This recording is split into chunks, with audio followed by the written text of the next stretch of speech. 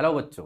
और कैसा चल रहा है? उम्मीद है सारे अच्छे होंगे। तो जैसा कि हमने आपको कल के लेक्चर जो प्रॉब्लम सेशन ऑन अलजेब्रा हुआ था उसमें बताया था कि आज हम कर रहे हैं कोऑर्डिनेट ज्योमेट्री। ठीक है, इसमें कुछ अच्छे क्वेश्चंस हो सकता है, कुछ एक्चुअल जेई मेन लेवल के हो सकता है कुछ उसके बियॉन्ड हो, यानी जेई एडवांस लेवल के हो। तो इसी सीरीज को आज हम कंटिन्यू करते हैं। अब जैसा कि आपके मात्र 3 से 4 दिन बचे हुए हैं जस्ट फॉर फर्स्ट अटेम्प्ट, तो उसमें आपको क्या करना है, मैक्सिमम से मैक्सिमम अपने माइंड को कंट्रोल रखना है। एकदम चिल करो, कोई टेंशन की बात नहीं है। This is just the beginning, है ना, this is just the beginning. End game तो अभी 4 महीने यानी 3 महीने के बाद होगा। तो अभी आपको ज्यादा कुछ नहीं करना है। डेली बेसिस पर मात्र 12 आवर्स स्टडी करना है, जिसमें 8 आवर्स तो रिकैप। 8 आवर्स रिकैप का मतलब इस तरह के क्वेश्चन यदि आपको मिलते हैं तो वो देखना है, और थ्योरी ज्यादा से ज्यादा रिवाइज करना है। जितना हो सके थ्योरी रिवाइज करो, वो आपकी मेन अपने द्वारा किया गया काम है। ठीक है, क्योंकि वो आप ही ने लिखा हुआ है, आप ही ने समझा हुआ है, तो वो जल्दी से आपके पास आ जाएगा। जो नए होते हैं वो जल्दी से हमारे पास नहीं आते हैं, एक्सेप्ट 1 to 2 टॉपिक्स, जैसे कुछ टॉपिक्स है। Now let's start coordinate geometry. इसमें हम कुछ अच्छे क्वेश्चन आज के सीरीज में डिस्कस करेंगे। ठीक है बच्चों, ओके। देखो, ये जो एकदम आसान आसान भी कुछ कुछ क्वेश्चन हम लोग ले रहे हैं, फिर उसके बाद लेवल इंक्रीज होगा। ठीक है, जैसे the image of a point 2,3 in the line mirror y is equal to -x। ठीक है, तो एक लाइन है y is equal to -x is the point q, and the image of q in the line mirror y is equal to 0 is the point r। तो हमें बताना है coordinates of r क्या होगा। तो मिरर इमेज के लिए देखो, डायरेक्ट याद क्या रखना है, मिरर इमेज के लिए डायरेक्ट, है ना। मिरर इमेज वैसे तो हम फिगर से भी देख सकते हैं। ठीक है, mirror image of A comma B, A comma B कोई पॉइंट ले लेते हैं, इसका mirror image with respect to यदि हम एक्स एक्सिस लेते हैं, एक्स एक्सिस मतलब पॉइंट यहां पर है और एक्स एक्सिस ये है, तो ए एक्स कोऑर्डिनेट तो वही हो जाएगा, वाई कोऑर्डिनेट बदल जाएगा, है ना। विथ रेस्पेक्ट टू ए यानी -b हो जाएगा, with respect to Y axis क्या हो जाएगा, इस केस में एक्स कोऑर्डिनेट इधर आ जाएगा ना, यानी -a आ जाएगा, तो -a कॉमा b आ जाएगा। फिर with respect to y is equal to X क्या हो जाएगा, y is equal to X, यानी लाइन इस तरीके से लेंगे तो वहां पर इंटरचेंज हो जाएगा, b कॉमा a हो जाएगा। With respect to y is equal to -x क्या होगा बच्चों, जो कि इस क्वेश्चन में है। हमने बोला ना विथ क्विक रिकैप, बाकी आसपास के भी कंसेप्ट हमें बताने हैं। ठीक है, तो y is equal to -x में -b -a हो जाएगा। a कॉमा b ले रहे हैं हर केस में, है ना। With respect to line y is equal to, अब y हटा लेते हैं, अब जनरल इक्वेशन ले लेते हैं। ठीक है, ये भी आपको याद है ना, इज अल्फा कॉमा बीटा होता है। अब ये अल्फा कॉमा बीटा क्या है बच्चों, अच्छा यहां जो हमने लिख दिया है ना वो कैपिटल ले लेते हैं, है ना, क्योंकि ए बी तो हमने शुरुआत में ही लिखा है, ए बी क्या लिखा है शुरुआत में ही, तो इसको अब हम कैपिटल ए, कैपिटल बी और कैपिटल सी ले लेंगे। ठीक है, तो ये अल्फा बीटा, तो यहां से अल्फा बीटा कैसे निकालोगे, alpha -a/a beta -b/b is equal to -2 times. हमारे पास कौन सा कोऑर्डिनेट पता है, a कॉमा b पता है ना, तो a कॉमा b यहां रख दें, a प्लस बा plus c divided by a square plus b square. ठीक है, यहां से आपको लेंदी मेथड, लेंदी क्या है, एक छोटा सा फॉर्मूला है, अदरवाइज डेरिवेशन तो है ही सारे। ठीक है, तो ये आपको इन जनरल याद रखना है, दिस वाज द कंसेप्ट। अब इसी का एक पार्ट यहां ले लेते हैं। क्वेश्चन में देखो, ऐसे भी देख सकते हो ना, मान लिया जाए हम एक लाइन ले लिए, y is equal to -x, दूर हो गया, फिर से ले लेते हैं। अब थोड़ा सा पास आ रहा है, ऑरिजिन से पास करेगा ना, इसीलिए। तो ये है बच्चों y is equal to -x। अब इसमें किसी पॉइंट, कौन सा पॉइंट है, देखो कौन सा पॉइंट है भाई, 2,3, तो 2,3 का मिरर इमेज हमने ऑलरेडी बता रखा है ना, y is equal to minus X में आपका इस तरीके से आ जाएगा, यानी -3, -2 दैट इज q, ये q आ गया। अब कह रहा है q का image y is equal to 0, तो y इज इक्वल टू 0 किसका इक्वेशन होता है, अपना या एक्स एक्सिस का, एक्स एक्सिस का बोलना चाह रहे थे, मुझे सुनाई भी दे दिया, ठीक है। तो ये है एक्स एक्सिस को थोड़ा सा और ज्यादा लंबा कर देते हैं, तो इसका इमेज ये वाला हो जाएगा ना, तो दिस इज द r, तो ये r एक्स एक्सिस के अबाउट, एक्स कोऑर्डिनेट वही रह जाता है, वाई कोऑर्डिनेट बदल जाएगा, तो क्या हो जाएगा x coordinate -3,2, so finally r is -3,2, याद रहेगा, तो ये आपको याद रख लेना है, ठीक है। ये आपके कंसेप्ट है, यदि ये क्वेश्चन आते इट्स गुड, आएंगे नहीं, क्योंकि जो बोल रहा है वो मोस्ट एक्सपेक्टेड क्वेश्चन बोल रहा है, ना कि वही वाले क्वेश्चन हो रहे हैं, ठीक है। लेकिन उसके आसपास की थ्योरी ये इसीलिए याद रखना है कि आपको इसी में से मिरर इमेज में से आएगा, इसके अलावा कोई लाइन ही नहीं है भाई, ठीक है, इसके अलावा कोई लाइन ही नहीं है। नो, क्लियर है। अब चलते हैं नेक्स्ट क्वेश्चन की ओर। क्लियर है बच्चों, ये अच्छे से नोट कर लिया करो। सेकंड, इसमें क्या है, if the line 3x - 4y - k, है ना, ये एक लाइन है जो इस सर्किल को दिए हुए पॉइंट पर टच करता है बच्चों, दिए हुए पॉइंट पर टच करता है, ये हम एक सर्किल ले लिए, ठीक है। अब इसमें हम क्या करते हैं, ठीक है, इसमें अब हम क्या करते हैं, एक लाइन ले लिए, क्या ले लिए, चलो लाइन भी ले लेते हैं, ये है जो किसी दिए हुए पॉइंट पर टच कर रहा है, ठीक है।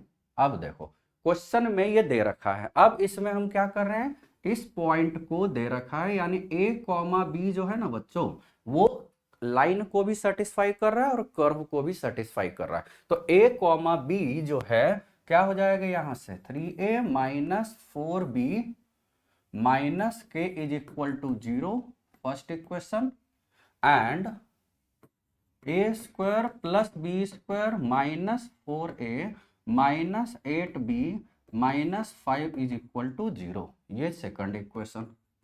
सेकंड इक्वेशन तो देखो पूरा पता है, फर्स्ट इक्वेशन यदि k होता पता तो हम सीधे a और b निकाल लेते, तो k कैसे निकालोगे, सेंटर है इस सर्किल को, देखो किसी सर्किल को क्यों देखते हैं, just to get centre and radius, बाकी हमें उसमें इस एज में क्या इंटरेस्ट है, हमें तो किसी और में इंटरेस्ट है, तो हम सेंटर और रेडियस निकाल लेंगे, तो सेंटर इसका है 2,4 और रेडियस क्या है 4, 16, 5, 25/√5, ठीक है। तो k निकालने के लिए, टू गेट k निकालने के लिए हम क्या करेंगे, perpendicular distance from centre is equal to radius of the circle ना, क्योंकि टेंजेंट है तो सेंटर से परपेंडिकुलर डिस्टेंस 2,4 से इस लाइन पर डिस्टेंस, यानी ये 3 × 2 - 4 × 4 - k upon 3² + 4² √whole modulus, this is equal to radius क्या है 5, तो यहां से आ गया 10 + k इज इक्वल टू, अच्छा मॉड है ना, चलो k थोड़ा ज्यादा खिंच गया है, छोटा करने के लिए दोबारा लिख रहे हैं, ये है 25, तो यहां से k के दो वैल्यू आ गए, k इज इक्वल टू 15 और -35, लेकिन k तो पॉजिटिव दिया हुआ है, इसका मतलब ये वाला नहीं लेना है, क्यों नहीं लेना है, H k is positive, H k is positive, तो k तो आ गया हमारे पास, k जब आ गया, अब हमारे पास दो इक्वेशन आ गए, नाउ इक्वेशंस आर क्या क्या हो गया भाई, 3a - 4b is equal to 15, और अब यहां से देखो इसको और क्या लिख सकते हैं, 3 और 15 में अच्छा लग रहा है, कुछ कुछ लग रहा है ना, आपको भी अच्छा लग रहा है, एकदम सही बोल रहे हो भाई, 4b आ गया, एंड ये वाला इक्वेशन देखो, ये वाला इक्वेशन देख रहे हो, ए स्क्वायर यानी यहां से a माइनस 5, अब हम यहां से और यहां से सोल्व कर देते हैं, है ना। यदि हम यहां पुट कर दे, क्या कर दे, पुट कर देते हैं, तो चलो कोई दिक्कत की बात नहीं है। यहाँ A square plus B square minus 4a minus 8b minus 5 is equal to 0 है। इन दोनों को आप सोल्व कर दो। सोल्व करने से, सोल्व कर लोगे, सोल्व कर लिए। a इज इक्वल टू, मुझे लग रहा है a is equal to 5, b is equal to 0, बाकी काम तो आपका है। रुक के धीरे धीरे सोल्व कर लेना, कैलकुलेशन मिस्टेक नहीं होना चाहिए, एकदम आंसर आ जाएगा। तो a is equal to 5, b is equal to 0, k is equal to talent के दम पर 15 आ चुका है। तो a प्लस b है ना, यानी k is equal to 15, a is equal to 5, b is equal to 0, तो तीनों का क्या आ जाएगा, अरे क्या आ जाएगा भाई, देखो तो सही बोल रहे हो। तो summation k plus a plus b is equal to 20, answer आ गया ना। बहुत आसान है, मतलब ये कैलकुलेशन के साथ आपको अच्छे से सोल्व करके ये आंसर आएगा, ना कि धीरे धीरे सोल्व करके। इसीलिए हम थोड़ा सा फास्ट कर रहे हैं। ये आज का लेक्चर हमारा थोड़ा सा फास्ट चलेगा, जल्दी जल्दी कवर करने के लिए, क्योंकि अभी हमने क्या बोला है, आपको मैक्सिमम से मैक्सिमम टाइम थ्योरी कंटेंट पर देना है, जो आपने रख रखा है याद या लिख रखा है कहीं पर। जो याद करते हैं बच्चों वही भूलते हैं, ठीक है। जो याद नहीं किए हैं ना वो नहीं भूलेंगे, एकदम टेंशन फ्री, ठीक है। जिसमें अपना हाथ पैर या एनर्जी लगा ही नहीं है उसमें क्या टेंशन लेना है, ठीक है। जिसमें लग गया है वो अपना होना चाहिए, ठीक है। ओके, नेक्स्ट चलते हैं। द इक्वेशन ऑफ सर्किल, एकदम आसान है। Equation of circle with centre as origin passing through the vertices of an equilateral triangle. Equilateral triangle से पास कर रहा है, तो देखो इक्विलैटरल ट्रायंगल में अब सर्किल देखो, बिना उसके फिगर के भी बनाए तब भी मुझे लग रहा है तो सर्किल ही, लग नहीं रहा है इलिप्स है, ठीक है। तो इसका एक कुछ भी दिया हुआ है, देखो एक इक्विलैटरल ट्रायंगल है भाई। इक्विलैटरल ट्रायंगल में जानते हो ना, in case of equilateral triangle, equilateral triangle में all four centres, all four centres का मतलब समझ रहे हो, सेंट्रॉइड है, इन सेंटर है ना, सेंट्रॉइड है, इन सेंटर है, सरकम सेंटर है, ठीक है। सरकम, सर्कल लिख रहे थे हम तो सेंटर लिखना है ना हमें, एकदम सही बोल रहे हो। एंड एक क्या बच गया, ऑर्थो सेंटर। ऑर्थो ही सेंटर होगा बच्चों, है ना कि मेटा और पारा भी हो जाएगा, है ना। All four centres lie at A point, lie at A point, ये एक पॉइंट पर लाई करते हैं। तो देखो इसका सेंट्रॉइड है या कुछ भी है, मीडियंस का लेंथ दिया हुआ है 3a, है ना। तो ये मीडियंस जो है बच्चों, ये 2:1 रेशियो में डिवाइड करता है, दैट इज यहां से लेकर यहां तक, ये जो है यहां से लेकर यहां तक, ये आपका आ गया 2a। This is the radius of the circle, क्योंकि सेंटर जो है सरकम सेंटर वही होगा और ओरिजिन वो दिया हुआ है, तो रेडियस ही तो निकाल लेना है, that is this. So required equation is x square plus y square is equal to 2a का होल स्क्वायर, 2a का होल स्क्वायर। आसान है ना, एकदम आसानी से इसको सॉल्व कर लेना है। तो ये आ गया आपका आंसर, क्लियर है। ओके, मेन हमें ये चारों, और ऐसे चारों का कोऑर्डिनेट आपको याद है, सेंट्रॉइड है या ये जो भी। एक और अच्छा कंसेप्ट इसमें क्या है, कंसेप्ट की बात करें किसी भी ट्राइंगल में, for any other triangle ortho centre, centroid और सरकम सेंटर एक ही लाइन में होते हैं, और इसको 2:1 रेशियो में डिवाइड करता है, 2:1 रेशियो में डिवाइड करता है for any other triangle. Other triangle का मतलब देखो इक्विलेटरल तो लेना नहीं चाहिए ना भाई, इक्विलेटरल लोगे तो डिस्टेंस ऊपर वाला भी जीरो नीचे वाला भी जीरो, तो 0/0 इंडिटरमिनेट फॉर्म लेने की जरूरत है नहीं। तो फॉर एनी अदर ट्राइंगल इस तरीके से हमें एक रिलेशन याद रखना है, क्लियर है। ओके, अब नेक्स्ट चलते हैं। आसान आसान है ना, देखो अब इसमें ये दिया हुआ है line AB passes through the point 2, 3 and intersects the positive x axis and y axis. Positive x and y axis को काट रहा है, यानी इंटरसेप्ट जो होगा वो पॉजिटिव होगा, a पॉजिटिव b पॉजिटिव, है ना। तो यहां से हमें a पॉजिटिव b पॉजिटिव आ गया। अब कह रहा है, कुछ कह रहा है ना, if the area of triangle AOB, area of triangle AOB के लिए suppose x axis y axis बना दिया हमने, यहां पर एक लाइन ले लिया, x एक्सिस को a पर, y एक्सिस को b पर, तो ये a, 0, ये 0, b है, दिस इज O। तो एरिया तो पता चल गया ना। तो एरिया ऑफ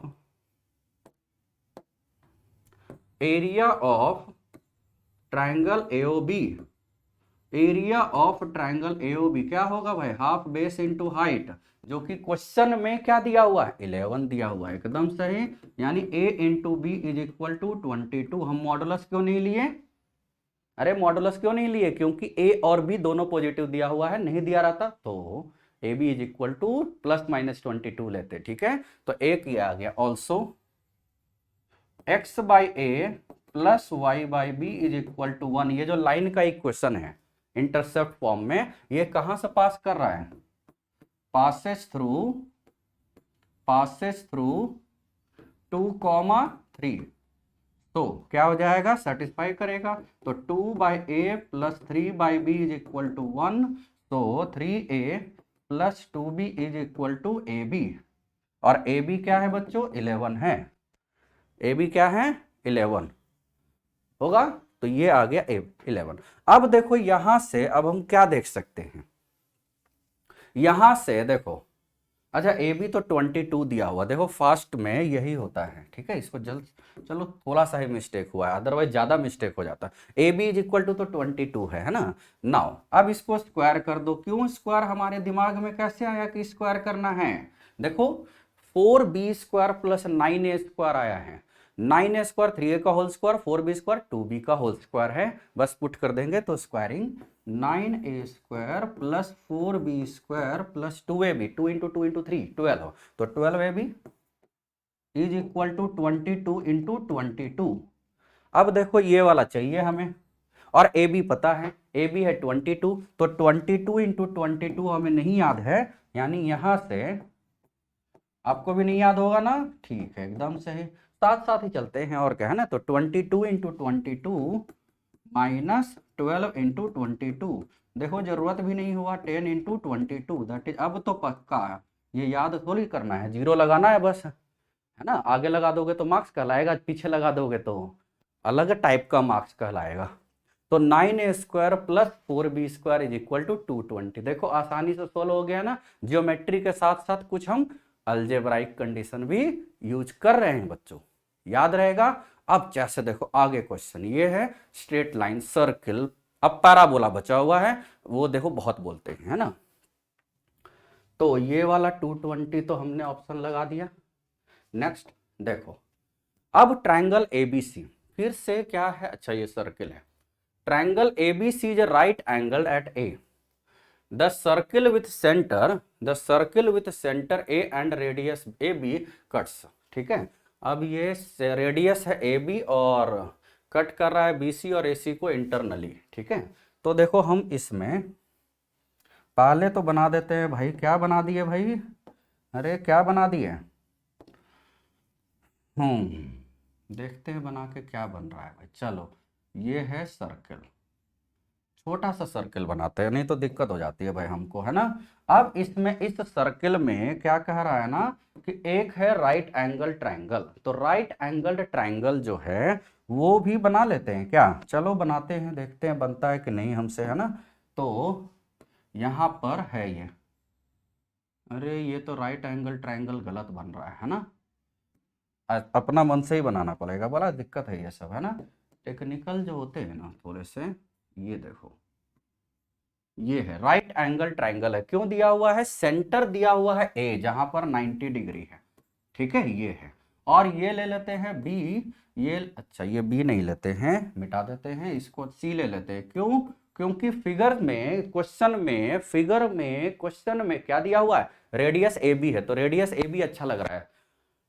नहीं लग रहा है ना बाकी और अच्छा। अब कट्स बीसी, बीसी को देख भाई, बीसी को कहां पर काट रहा है, डी पर, और एसी को इंटरनली ई पर काट रहा है, तो ये दे रखा है।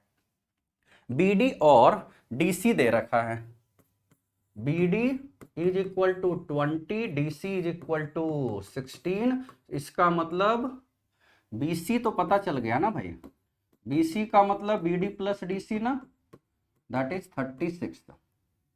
यही है। अब देखो बच्चों, एक कंडीशन आपको याद होगा, एक कंडीशन आपको याद होगा नर्सरी से। कहां से, नर्सरी से, कि यदि कोई सर्किल होता है, किसी सर्किल के बाहरी पॉइंट से कोई सेकेंड ड्रॉ किया जाता है, तो P A into P B, ये याद है ना, या P C into P D, ये सब तो याद है, P A into P B, वैसे इसको हाँ बच्चों, वैसे इसको पावर ऑफ ए पॉइंट यानी with respect to a circle भी बोलते हैं। P A into P B is equal to P C into P D, 20-25 भी ले सकते हो, is equal to P T square. कौन सा स्क्वायर, अब ये सोच रहा है बच्चा पी टी क्या होता है भाई, अरे तो लेंथ ऑफ टेंजेंट वाला, ठीक है, याद रहेगा ना, ये होता है P into P B is equal to P C into P D is equal to P T square. Clear है, एकदम मस्त बोल रहे हो ना। अब हम वही कंडीशन यहां यूज करने वाले हैं। ये है आपका कौन सा, अच्छा कंसेप्ट बोलते हो ना इसको, कंसेप्ट, कंसेप्ट है ये, इसी से ये आ जाएगा। तो देखो यहां एज पर, अब हमें क्या निकालना है, देखो एसी निकालना है, क्या निकालना है, एसी। तो एसी को हम एक्स ले लेते हैं, तो यहां से इसको ना आगे प्रोसीड किया जाए, है ना, तो ये ई डैश ले लेते हैं, ठीक है ना। Let AC is equal to X है, AC क्या है, x, एंड रेडियस, जो है, रेडियस क्या है, रेडियस है AB है या AE है, ये क्या है भाई, अच्छा ये भी मान लिए, जब है ही नहीं दिया हुआ तो हम क्या करेंगे, मानेंगे ही तो। नाउ एज, अब हमारे पास रिजल्ट क्या है, एक तो हमारे पास रिजल्ट देखो, ये x है, AC x है, ये R है, ये तो R है, और ये है पूरा x, ये है पूरा x, यहां से ये माना है, और वो BC है। तो एक तो हमारे पास as in right angled triangle, right angled triangle, कौन सा ट्रायंगल का नाम है, ABC। अच्छा यही तो ट्रायंगल है, नया थोड़ी कोई ले रहे हैं। ABC में X square plus R square is equal to 36 का स्क्वायर आ गया ना। अब मुझको थोड़ी याद है कि 36 का स्क्वायर होता है 1296, आपको भी नहीं याद है ना, एकदम मत याद रखना। तो 36 का स्क्वायर। नाउ ऑल्सो, अब ये वाला कंडीशन लगा देते हैं, CD into C B, CD into C B, वैसे BC भी बोल सकते हो, लेकिन यार थोड़ा सा अलग लगता है ना, मतलब BC का मतलब हम बातचीत बोल रहे थे। तो CD into C B is equal to CE into CE dash, यही होगा ना। अब देखो यहां से CD क्या है, CD 16, CB क्या है, अच्छा 36, इज इक्वल टू CE देखो बच्चों क्या है, x माइनस आर ना, तो ये है x माइनस आर, और CE डैश क्या है, x प्लस आर। देखो कितना आसान आ गया। तो यहां से हमारे पास X square minus R square is equal to 16 into 36, ये दूसरा इक्वेशन हो गया। हमसे क्या पूछा जा रहा है, बोलो x पूछा जा रहा है, क्या पूछा जा रहा है, x पूछा जा रहा है, क्या नहीं पूछा जा रहा है, r नहीं पूछा जा रहा है। क्या करेंगे, r के साथ पीट के भगा देंगे, यानी एलिमिनेट कर देंगे। इसका मतलब दोनों को ऐड कर दो, कॉनिंग, अच्छा एडिंग बोल रहे थे क्या, ठीक है, एडिंग क्या हो जाएगा, X square plus X square 2x square is equal to, add करने से कितना आ रहा है, 36 तो कॉमन आ रहा है ना, 36 प्लस 16 52 होता है, X square is equal to 52 आधा 26 हो गया। तो x कितना आ गया, जो आंसर है वही ना आएगा 6। अरे देखा, 52 का आधा में 16 लिख दिया। ये होता है मैथ्स के टीचर की हालत, है ना, मैथ्स ही में गलत करते हैं। इससे मुझे वही याद आया है ना, मैथमेटिक्स में ज्यादातर मैथ्स वाले ही गलत करते हैं भाई, बाकी कोई सोल्व ही नहीं करता तो गलत वही करेगा ना जो सोल्व कर रहा है। तो मतलब बाकी टीचर की बात कर रहा है, जैसे होता था ना इन जनरल ऑफलाइन में बहुत सारे बच्चे, मोर देन 99% बच्चे फिजिक्स केमिस्ट्री मैथ्स की ही ट्यूशन करते हैं, फिजिक्स केमिस्ट्री मैथ्स के लिए कोचिंग ज्वाइन करते हैं, और बोर्ड में भी फिजिक्स केमिस्ट्री मैथ्स में ही फेल होते हैं।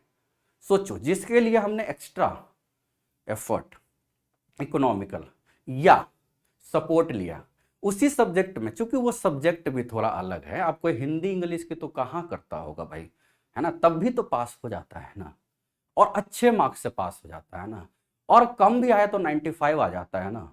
ये सब्जेक्ट थोड़े से ज्यादा टाइम टेकिंग है, इसलिए ऐसा होता है। ऐसा मत सोचो कि मैं आज के दिन एग्जाम के 3-4 दिन पहले कोई डिमोटिवेट कर रहा हूँ, आता भी नहीं है। आई एम ऑलवेज मोटिवेटिंग, है ना, मैं हमेशा मोटिवेट करता हूँ विथ रियल फैक्ट्स, ठीक है, याद रहेगा। ठीक है भाई, अब देखो अगला क्वेश्चन कर लेते हैं। देखो ये है क्वेश्चन दिया हुआ, अब ये किसका आया, अच्छा ये पैराबोला का क्वेश्चन है। तो पैराबोला समझते हो ना, क्या बोला, पैराबोला, पैराबोला में Y square is equal to 4x है, मीट द एक्सिस इन, अच्छा परपेंडिकुलर टेंजेंट्स है। तो टेंजेंट का इक्वेशन तो आपको याद है ना, Y square is equal to 4x है। तो इक्वेशन ऑफ टेंजेंट है ना, equation of tangent at x1 y1 क्या होता है बच्चों, is y1 is equal to 2ax plus x1, यही बोलना चाह रहे थे, एकदम सही बोले हो। एट 80 स्क्वायर 280 यानी वेरिएबल पॉइंट, वेरिएबल पॉइंट यानी जब नहीं दिया हुआ है किस पॉइंट पर टेंजेंट है, यानी वेरिएबल टेंजेंट।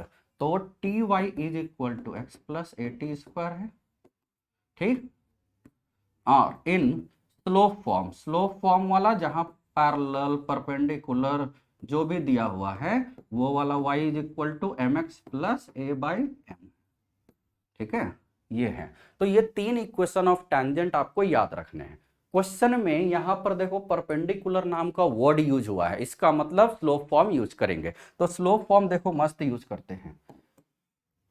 एक पैराबोला ले लिया, क्या बोला बच्चों, एकदम सही बोला। देखो ऐसा लाइन लिए जो दिखाई तो दे नहीं रहा है, मुझको भी नहीं दे रहा है, मैं तो एकदम चिपक के लिख रहा हूं तब भी नहीं दिखाई दे रहा है, दूर वाले फिर भी देख रहे होंगे, है ना, और भी तो आंख होता है, मन की आंख होती है।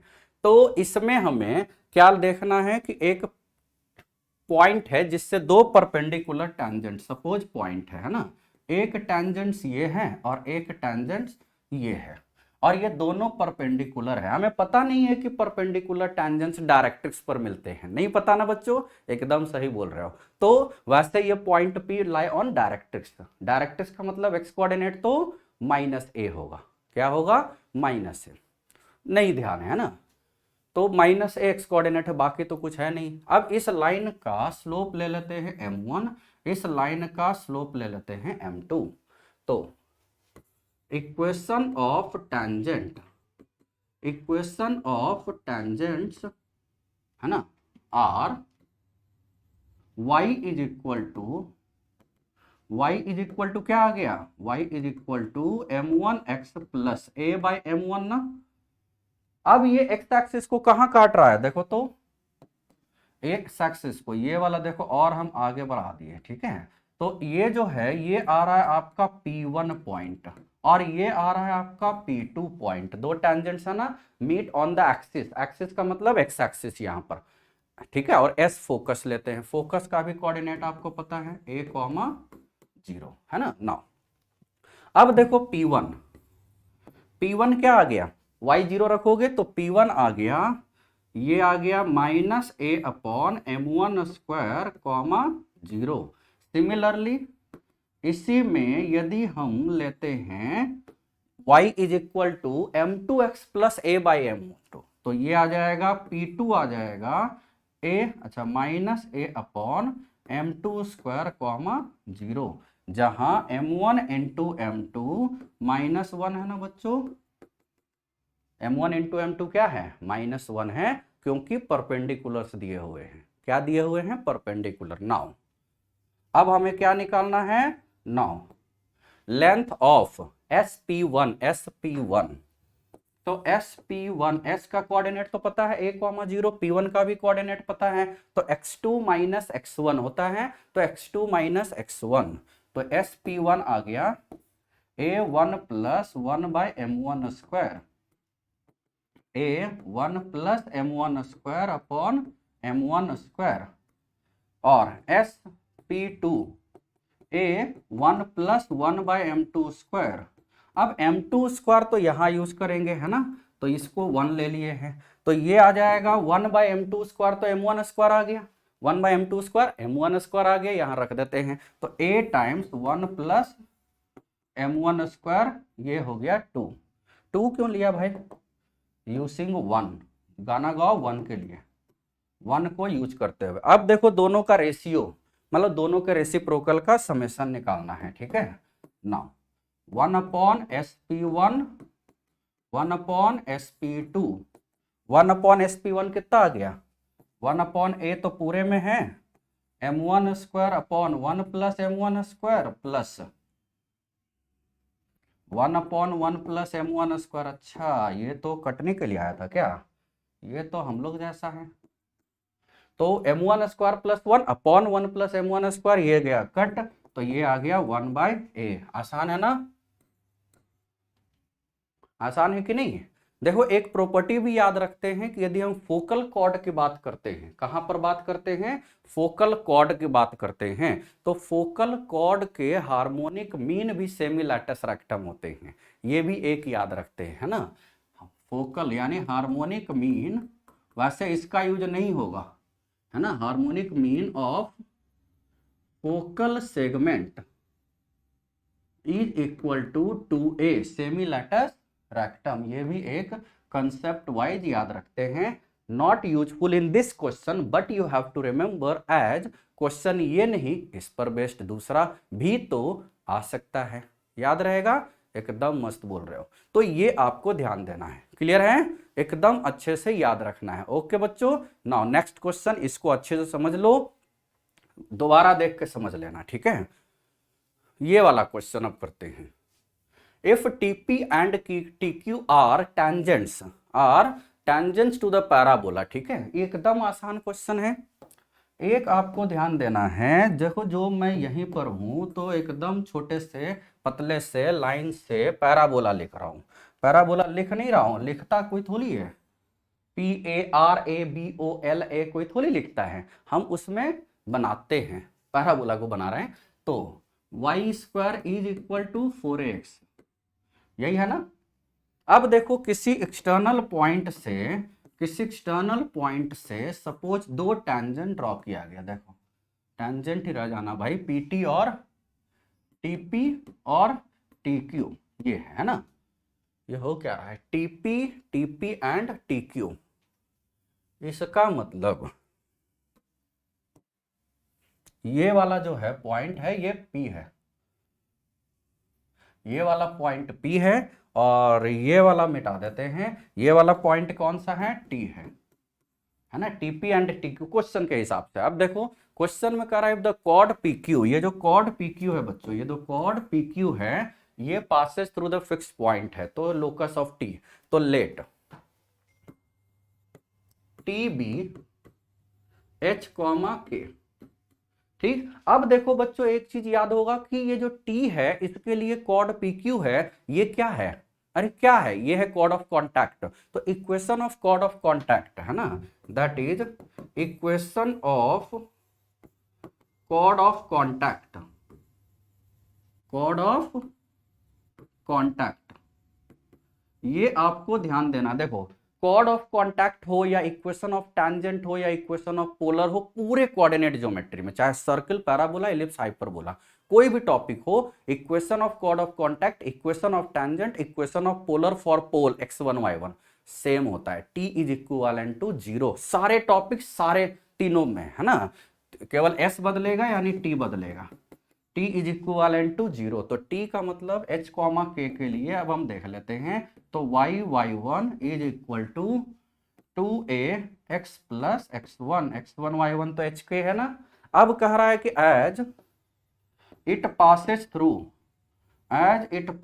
थ्रू कहां से पास कर रहा है, -a, b से पास कर रहा है। इसका मतलब क्या हो जाएगा, ये -a, b से पास कर रहा है तो y के जगह पर b, यानी b के is equal to 2a, x के जगह पर क्या रखा, -a, है ना, ये आ गया। दैट इज लोकस ऑफ, यही पूछा जा रहा है हमसे, locus of h, k is, ये क्या आ गया, b y is equal to 2ax minus a। आसान है ना बच्चों, एकदम आसान है। तो कौन सा, B Y 2ax minus a, एकदम आसान है। तो equation of chord of contact, equation of polar, equation of tangent in case of circle, parabola, ellipse, hyperbola, t is equal to 0, ये याद रखना है ना। बहुत सारे इसमें टर्मिनोलॉजी एक ही जैसे यूज होती है। तो ये आज हमने छोटा सा lecture on fundamentals of coordinate geometry plus straight line, circle, parabola तक तो ले ही लिया है। इलिप्स और हाइपरबोला हम आगे के कंटिन्यूअस सिलेबस में कवर करेंगे। तो कल का लेक्चर जो हमारा आएगा वो किस पर आएगा, कल इसी टाइम या इसी तरीके से, टाइमिंग कोई चेंज हो सकती है, हम कल अपलोड करेंगे कैलकुलस, यानी बहुत ही फंडामेंटल्स प्लस गुड क्वेश्चन का कलेक्शन होगा कल के क्वेश्चन सीरीज में। ठीक है बच्चों, तब तक के लिए आप एकदम अच्छे से स्टडी करते रहो, एकदम जितना ज्यादा से ज्यादा उतना रिवाइज करते रहो, वो आपका अपना कंटेंट है। नए पर अभी ज्यादा मत देखो, केवल क्वेश्चन सीरीज देखते रह सकते हो कि कैसे कैसे क्वेश्चन से हमें मेथड्स सीखने होते हैं। ओके बच्चों, तब तक के लिए देखो आज का लेक्चर हम यहीं पर खत्म करते हैं। एकदम अच्छे से स्टडी करो और रिवाइज करो। ओके, बाय बाय बच्चों।